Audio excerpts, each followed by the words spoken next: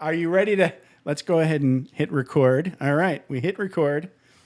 So, you have any questions about that thing that we're doing now, or you good? I'm just going to roll with it. It'll be interesting. Just roll and see what happens. Hold on a sec. I screwed that up. Okay. Okay, that's better. Okay, now go. Oh, I start talking?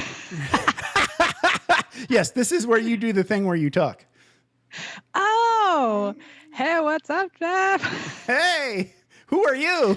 I'm excited to be here. My name is Dawn. I am excited to be on Vroom Vroom Veer because I have a crazy, crazy story that you want to make sure that you definitely have your seatbelt fastened because it is going to be a wild ride as we chat today. That's awesome. Say your name, Dawn Upwan. Dawn Upwan, yes. And DawnUpwan.com. Am I saying it right now? Upwan? That's right. Upwan. Or Upwan. I'm gonna get it before we finish. You can blame my Filipino husband. It's all good. You know, we all got to live with our names and labels. All right. I'm gonna hit stop. I'll be right back.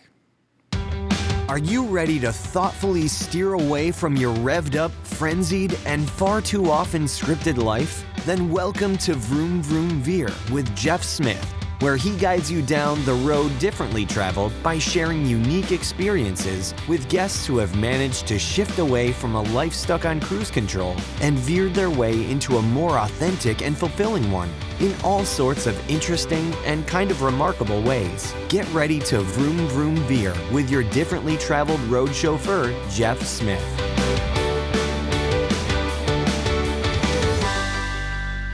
MK, thank you so much for being on Vroom Vroom Veer and welcome to the show. How's it going?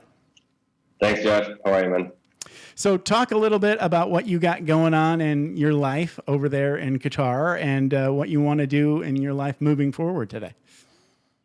Well, I'm working on a very large construction project here in Qatar. It's a 7-year deal. It's about $1.5 billion. Holy cow. Moved here in 2000 and it's huge. Yeah. I just got very lucky. I moved here 2012. Okay. And I'm on my last year of the project. Learned so much. Been very fortunate to get here. And at the end of it, right now I'm in a position where I'm trying to reach out to as many people as I can, like-minded people that I can partner up with, invest with, help out. Because my journey in life has been one of a struggle. So it's easy to see the finished product today.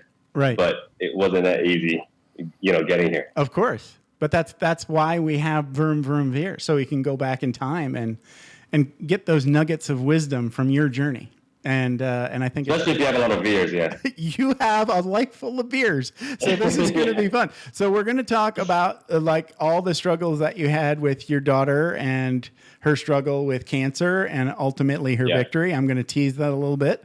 Sure. But you also had, so talk a little bit about, okay, so you're in Qatar, but you're not Qatari, obviously. You're a U.S. citizen. And so where did you grow up in the States? In Atlanta. Okay. All right. So talk a little bit about I moved here. I moved here from Atlanta. So basically, let's talk about the first veer. Sure. So I grew up as an athlete. Right. Okay. So I grew up as an athlete, and I thought I was always going to be a soccer player. Okay. But when I did graduate college, the MLS wasn't that big yet. So that was in 90, 99, 2000, 2001 in there. That wasn't that big. So I quickly realized that dream of becoming an athlete, I had to let go of. Okay. And that was a very, very difficult part for me because my entire life, I had my mindset I was going to be an athlete and I was going to be big in soccer. So that was a killer. All right. Now but the biggest veer after that was I graduated in September of 2011 as a Mohammed. Right. In the South, in Atlanta. Right. And I thought that once I graduate, people will come knocking at the door like, "Oh, you're so amazing," because I'm used to being a star as an athlete. Sure. So I graduated as a Mohammed, and nobody gave a shit. Like nobody would take my call. Right. My CV was tainted with the name. So I tried to do every trick. Change it to Mo, change it to MK. People would tell me, call yourself anything else. I'm like, if I call myself anything else, I still look like a Mohammed. What am I going to do when they see me? Sure. I can't do that. Yeah. Yes, that was very difficult for me. So that was like the second void. So the first void, I'm not going to be an athlete. Right. I'm not going to get a job. So what am I going to do? You know, right. So it was very, very difficult. So that's got to be like, yeah, that's got to talk a little. Let's drill down on both of those things. So my first question was, did you ever think about, can I go to Europe, or can I go to South America, or can I go play somewhere else in a FIFA country? Was that even a thought?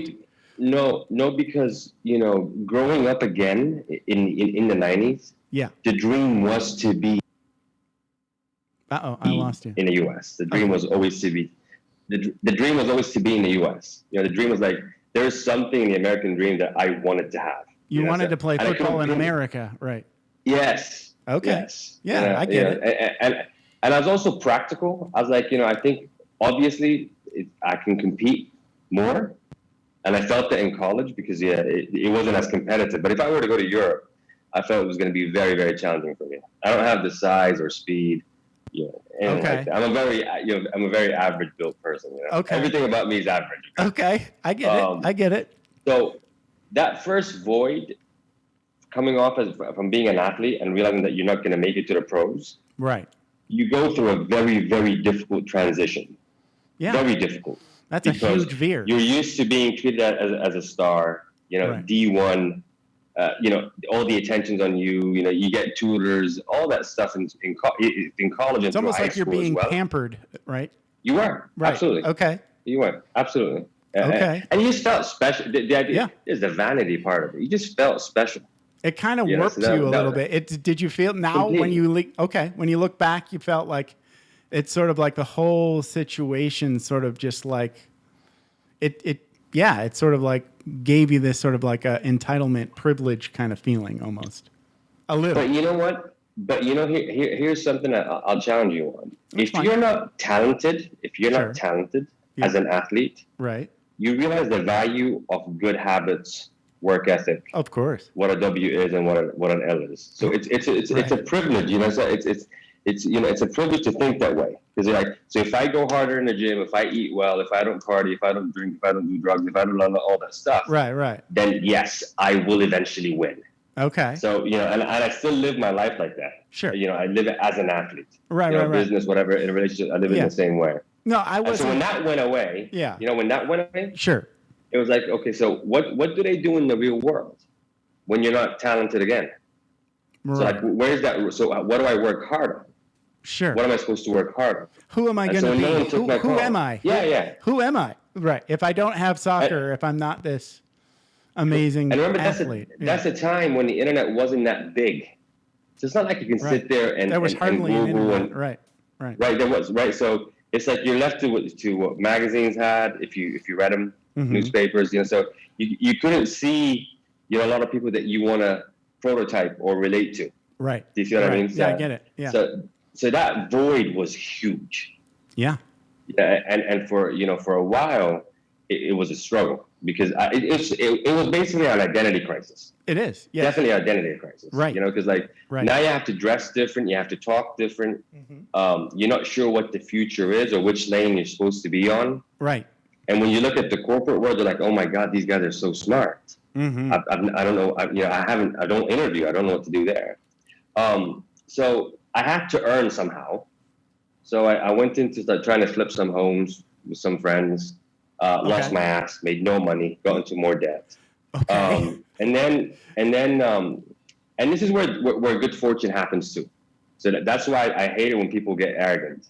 It's like one day, through someone I knew from school, I got an internship with the godfather of apartments back then, and his name was Gerard Blunder. Now, let's slow down here to understand what that meant. That meant Mohammed walked into Gerard Blunder in Atlanta, who's a very prominent figure in the Jewish community. Okay. This person accepted this person. Right. And took me under his wing and became my mentor for 5 or 6 years. I was very, very close to him. Probably as close to him as his kids until he passed away with cancer. Do you know why? That's because it just seems like out of the blue. Do you know what it is? He always told me this. He was always in a position of strength that he didn't care what was the norms or what people would say. So if he felt good about me and he wanted to, mentor me, he just did it. And that's what he told me. He's like, you always put yourself in a position of strength so you can do whatever you want to do. That was the first lesson. Wow. Nice. And he's like, don't ever care what anyone says as long as you know what's right or wrong, because it's your right or wrong. Right. You see what I mean? You're defining success for yourself. Don't let it be an external. I want you to think of this call. So when I first got the call and he accepted me, so I called my parents up. I'm like, I finally got a job. And I explained to them who the guy is, et cetera, et cetera. And when I explained to them, he's a very prominent figure in real estate and in the Jewish community. They're like, what? Like, yeah, that's great. Are you converting? You're talking so well about. Are you converting? Yeah, right. Right. Forget that. Come back. Because I was talking so highly of it. Because I was so desperate to find someone that was actually now. I'm like, oh, there's light in it. Because he would just tell me his stories, and he would tell me how he started. This is what you got to do. So he taught me what cash is. Cash in, cash out. I remember, because I used to help him I used to do his taxes as well. I remember that I'll never forget this. The first charitable, he did a lot of charity, lot of charity. Right. Like it's a huge number. I remember when I used to deliver some of his charitable donations to different Jewish communities or to the synagogue. Right. So again, think about this like 01, 02. Yeah. Right.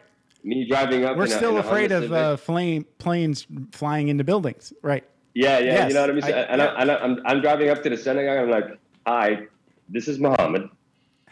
By the way, he gave me that name MK later. So he called me MK and I stuck with it. And I really want to build.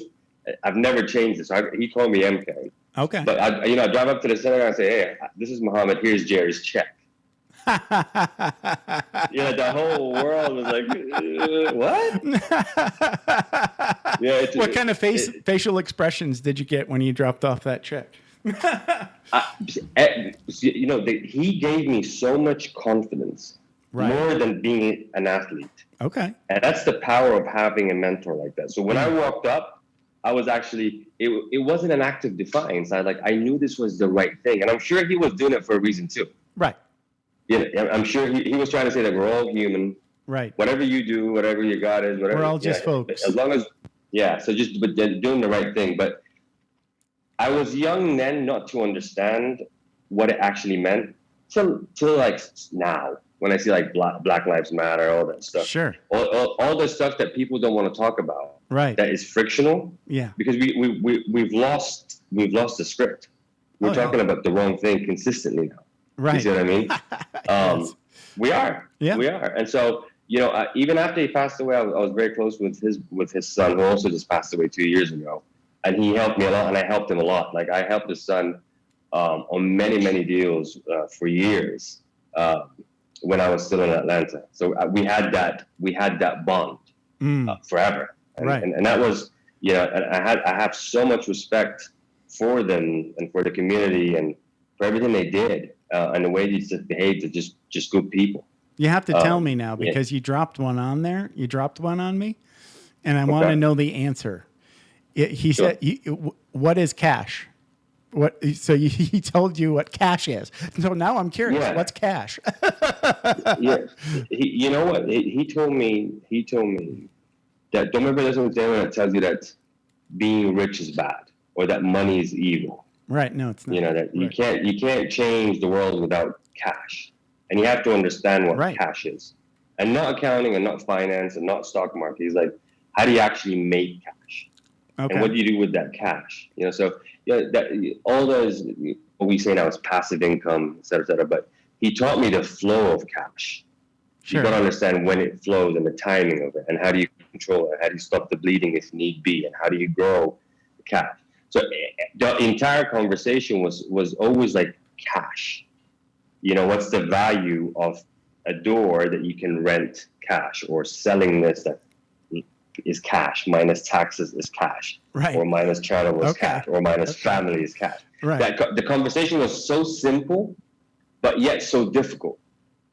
About cash, because it's we can have all these spreadsheets and all that stuff, but reality is when you ask someone, do you understand the flow of cash, not cash flow, the flow of cash. When it comes in, when it comes out, how much you need to keep. Right. And as you get older, what you need to do. Right. But the best thing about him was that he taught me that always have a candid and honest conversation about cash. And he's like, if anyone's shying away and telling you they don't want to talk about money, or that the reward is not money, they're either afraid or they're lying to you, or something is hidden. Or something is hidden. Yeah. Right. Okay. But it's like, you can't go anywhere, you can't do any good if you don't have cash. Yeah. You can't do any bad if you don't have cash either. That's true. Well, you can only get in so much trouble without cash. Yeah. So he taught me, he taught me that, and that mattered so much later. With my daughter, when we get to that part of the story, that really resonated with me. What that really meant to me. Right. So him being able to be called the Godfather was because he was able to help so many people. Right. He taught me that. He also taught me something really cool. He's like, materialistic things have such a limit.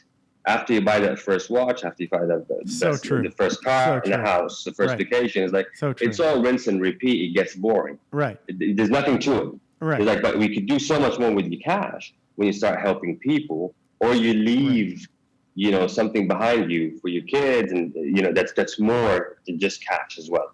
Right. Yes, it's like cash is cash, and it has its place, it has its purpose. It definitely, you need some, right?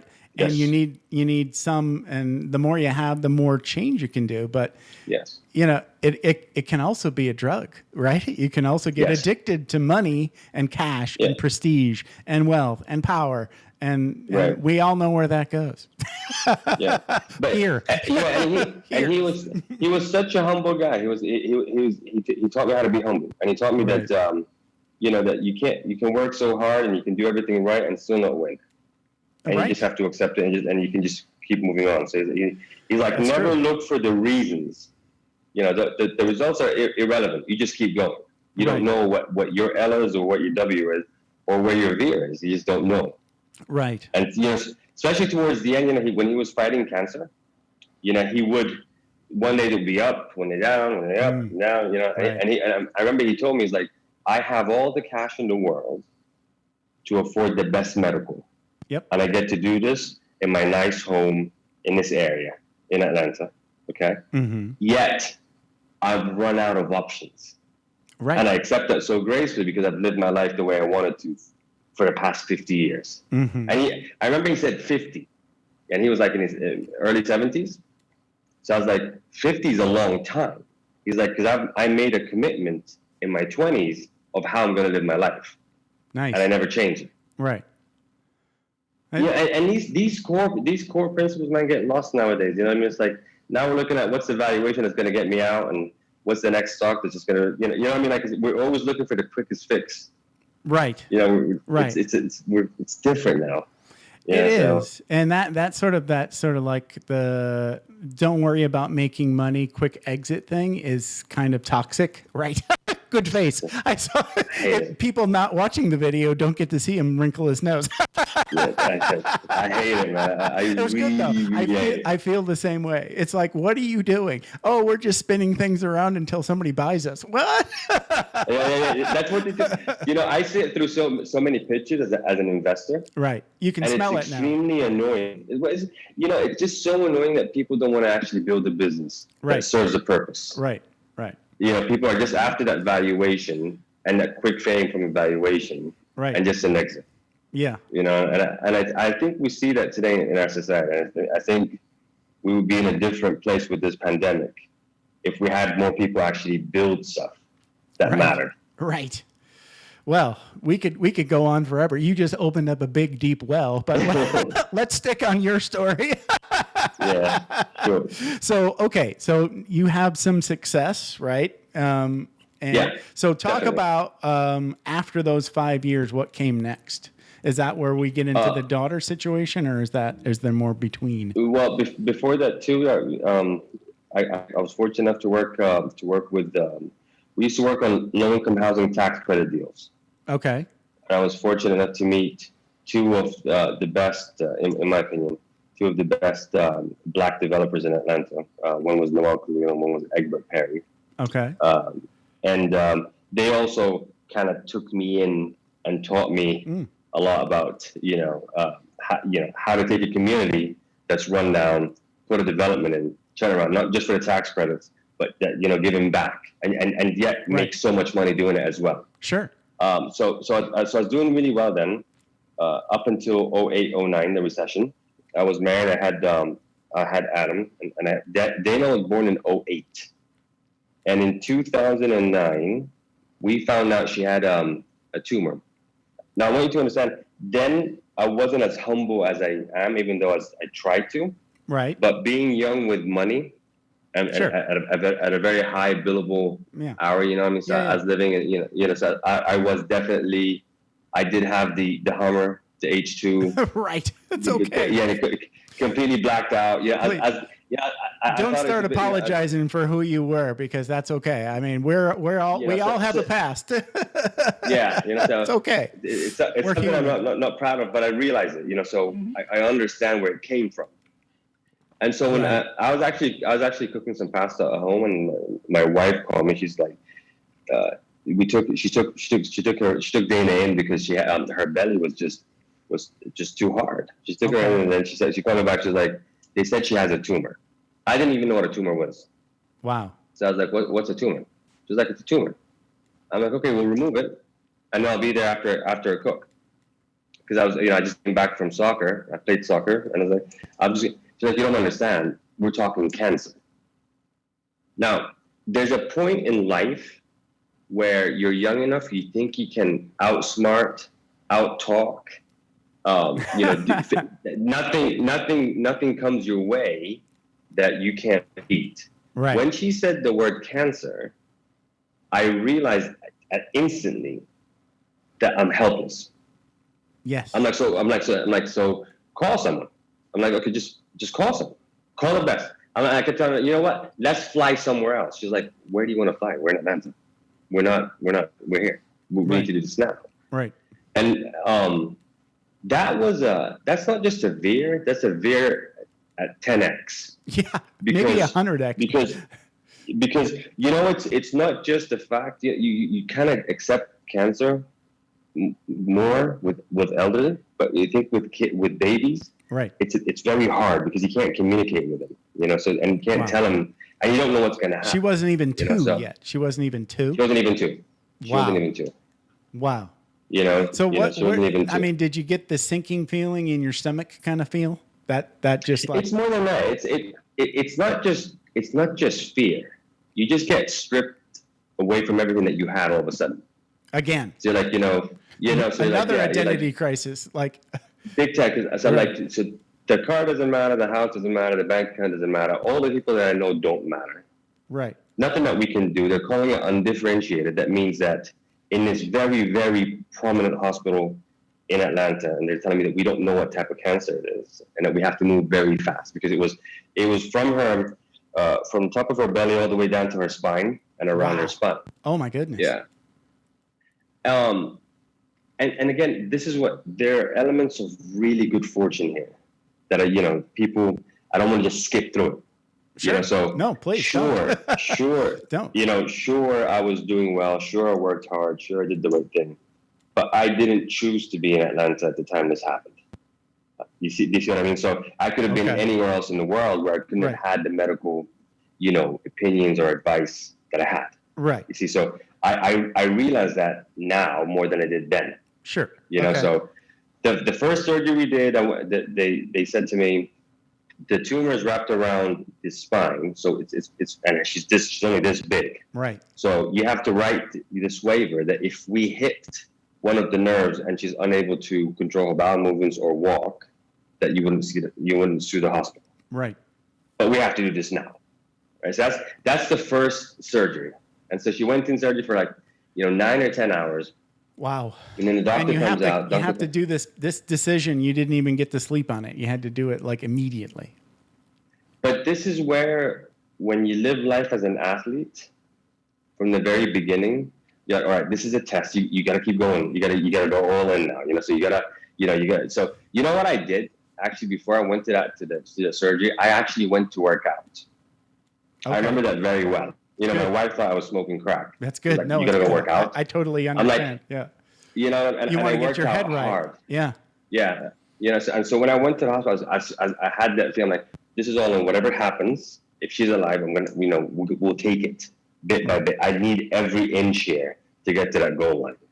You know, so I remember, man, it was a long corridor, and when the doctor walked out, you know, I just asked him, I just did that, and he's like, he did this. Oh, nice. And you know, and from far away, right? Right. Now, generally speaking, my wife is so much more eloquent than me, and back then I was a mixture of, you know, is this guy a drug dealer? I had that whole look with the Hummer, like I just looked wrong, you know. So Sure. So the doctors wouldn't even talk to me. Yeah. They would talk to my wife. They're like, this guy just stepped aside. So once he did that to me, Yeah. you know, I was like, I walked away, and it was probably the first time I actually cried in Soever. Right. But I cried alone. Okay. Like I don't remember the time before that. Right. Because I was always so macho, and I was like, I don't do that. Wow.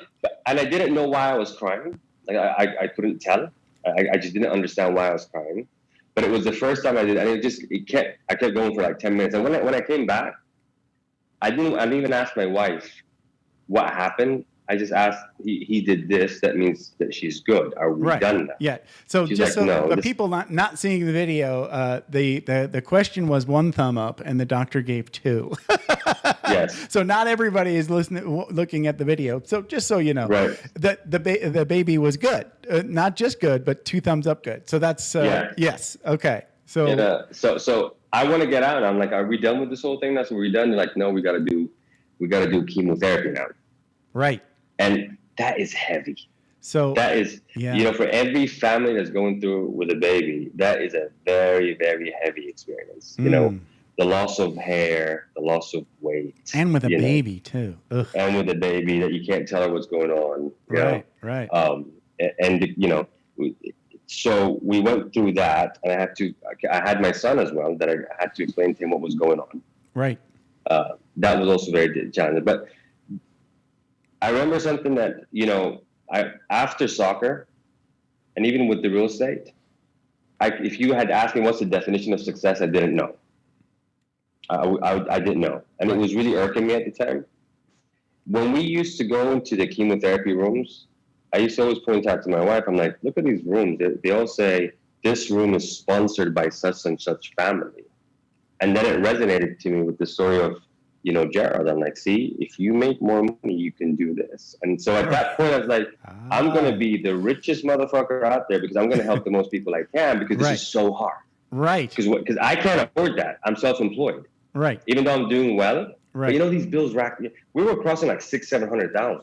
You know, towards the end. Sure. Yeah, because you know, self-employed don't have medical insurance then. Wow. And then after that, you know, man, you know, chemo. I was like, man, I kept my spirits up. I'm like, I want to win. I want to make so much money, because I want to have all these rooms. I want to sponsor the whole damn hospital. I want it all. Right. And then, you know, you meet more parents, and then you see people who are volunteering their time, food, all these other things. And I'm like, okay, wait, so I don't have to be that rich. So my definition of success, let's change that a bit. So I need to have enough money. Right. I need to be a nice guy. You know, so it kept moving. I'm like, so that definition of success, you know what I mean, kept moving. I'm like, I don't know what to, you know, where does it end? I don't know.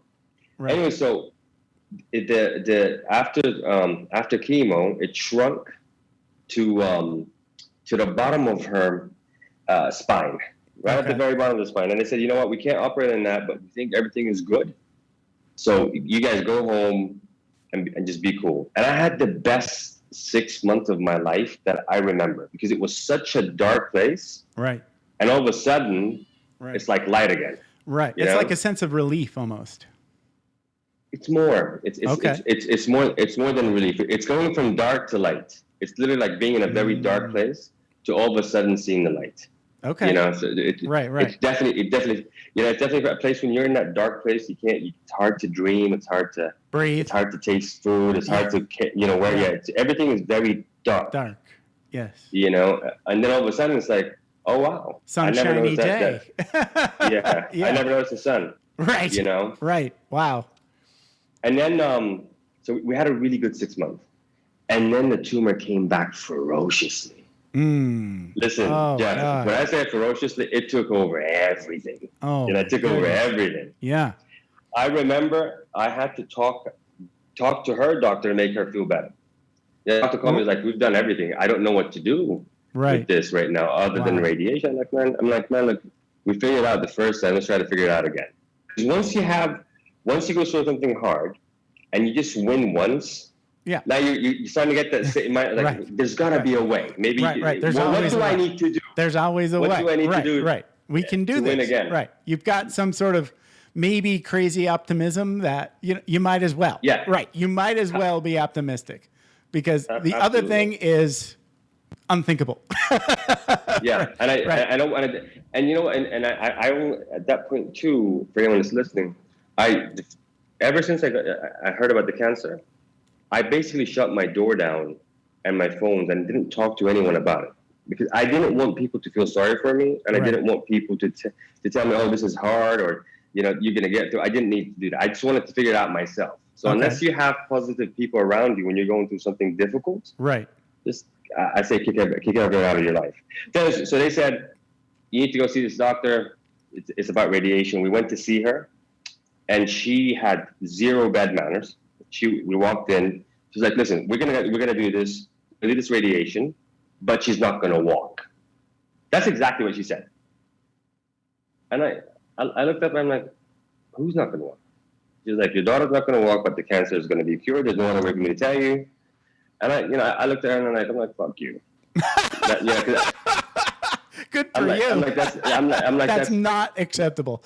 Yeah. And I looked at my wife and like, at least she didn't waste your time. She didn't waste. She's like, she's trying to put me back. She's like, I understand. I'm like, no, you don't understand. I'm like, no, you don't understand. You don't understand anything. Right. So I don't know what she explained the whole thing about back then, man, the radiation was like a microwave. So whatever body part is exposed, it takes out the tumor, but everything else. Since it was at the bottom of her spine, right. And I'm really dumbing down the conversation medically, obviously, right? But since it was the bottom of her spine, the chances of her not walking was like 99%. Okay. So right. It was just going to cook her spine, basically. 100%. Yes. And so as we left her room, and in that hospital, there was an older nurse. Who said to me, "There's a guy who's a gazillion years old who has this new thing called proton radiation. Okay. Why don't you go down there and see him?" I'm self-employed. So I told my wife, you know what? We have nothing to do. Let's just make a trip out of it. So we got in the Hummer, took my son, rented a townhome, and I waited for him outside the hospital for hours until he came out. And then how far did you have to go? Was he in Jacksonville? Okay. From Atlanta to Jacksonville. Not too bad. No, not too bad. Not too bad. No, but again, I just you drive down there and you're like, when you're hoping for a miracle, yet you don't know anything. You don't understand anything. I've never hoped for a miracle that hard. I've never had one of those. I've never had I don't want to call it opportunity, but a necessity to wish for something that big. Yeah. So I can't imagine. I really can't imagine. But okay. Being a dreamy person, you're driving down there. I'm like, I'm listening to my music. I'm like, something's good's gonna happen. And I talked to him. I pulled every salesman thing I could do to let him see her without any appointments or record. And he MRI'd her on the spot. And he's like, we'll start tomorrow. I'm like, wow. When are we gonna start? He's like, and we'll start this proton radiation tomorrow. Holy cow. And I was like, okay. And I'm like, what about walking? He's like, what about walking? This is exactly what he said. He's like, what about walking? I'm like, is she gonna walk? He's like, yeah, of course she's gonna walk. I'm just gonna target that area and she's gonna walk. We're gonna do a few sessions, 2 more sessions of chemo, and that's it, we're done. You don't have to worry about anything. And this is what was my second time where again you just cry because you realize the good fortune of someone telling you something on your way out. Right. When someone right before her, who was the author, the doctor, said that you have to accept this reality. Right. And I say that I'm being very careful too, because there are parents who are going through that or do have kids who are in a wheelchair. But at the time, it's a very hard thing. That switch going from like, this is the end, and then someone just talks to you and is like, everything's going to be fine. Right. And now, so if you would back that up and say, okay, well, if we really, really have to, no choice, no option, dead or not walking, I mean, obviously you're going to take not walking, right? But it's amazing. And that's my wife. Okay, right. My wife's always the practical. I'm saying, but you better pee on every spark plug first, is what I'm trying 100%. to get at. Yes. 100%. Right. Whatever it takes, 100%. But you got to have that mindset. Yes. Yeah. I just listened to a podcast with Hugh Jackman on Tim Ferriss. Yeah. And he talked about, and now this is a lot lighter than the conversation that we're having right now, but he before he made that movie, Greatest Showman, he has a life coach, right? Hugh Jackman has a life coach. I love that. Right. So his internal mind was like pre-failing the movie, right? He was saying, "Oh, we're not getting enough money. Oh, we're not getting the right director." Okay. And his life coach sent him a text and say, "I'd like to slap you." Okay. And she said, "Look, you're trying to make this movie fail before you've even committed to doing it. Yeah. So take a day and decide whether you're going to do it or not. But stop doing this thing that you're doing. It's kind of like being a 12-year-old pre-failing, right? Right. Is that what I'm talking about? I think mindset is everything. Right. Right. And I know it's such a diluted statement, unfortunately, because people don't get it until you have to have an example, So like that Hugh Jackman thing, I think we all do that. That it's like I've noticed myself creeping into that. Like I'm a 12-year-old and I got caught lying, right? And now I'm just going to keep talking. Right? We all do that. I still do it. Yeah. I don't want to, but I catch myself doing it. It's something that it's like that 12-year-old's still there and we get caught lying or cheating or whatever we're doing. Right. And then we start going, oh, it's because the aliens zapped my brain or whatever, bullshit, Yeah. But anyway, we digress. But yes, mindset is huge. Yeah, man. So we went through it and she's with us today. And then I just wanted to get out of Atlanta because the place for 2 years was just so dark, the nurses at home, of course, all that stuff.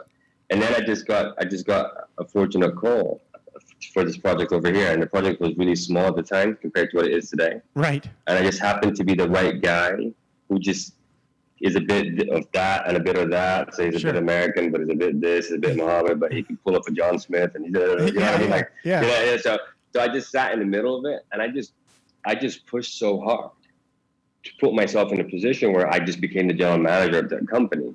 And I just grew up with it now, 7 years later. And that's the story. It's like, I'm happy now with where I am. But I think the best way to give back is to truly give back, not just say it, not say it in a cliche way. So, I do these podcasts and I do these investments. I don't do them just for purely, materialistic intentions. Like I like to win. I like to make money. I get it. And we talk about the pandemic and the situation that we're in with all this craziness, right? Yeah. And to be honest with you, I don't think our heroes aren't going to be politicians. No. I think that's pretty obvious. No, I think they're going to be people that want to create things. And we call those entrepreneurs, but, look at like a guy like Elon Musk, right? Right. He doesn't have to do any of these things. Right. He doesn't, he's not making cars to make money. He's making cars to make money to go to Mars. Right. Absolutely. Yeah. So we can save humanity. I mean, it's crazy, but that's the sort of thinking that it takes, I think, it's like money isn't just to get myself another house, even though that might be nice, but Yeah, but we've just been taught a system for so long, right? That you have to go to a certain school, get a certain degree, do this, marry, have kids, and just die.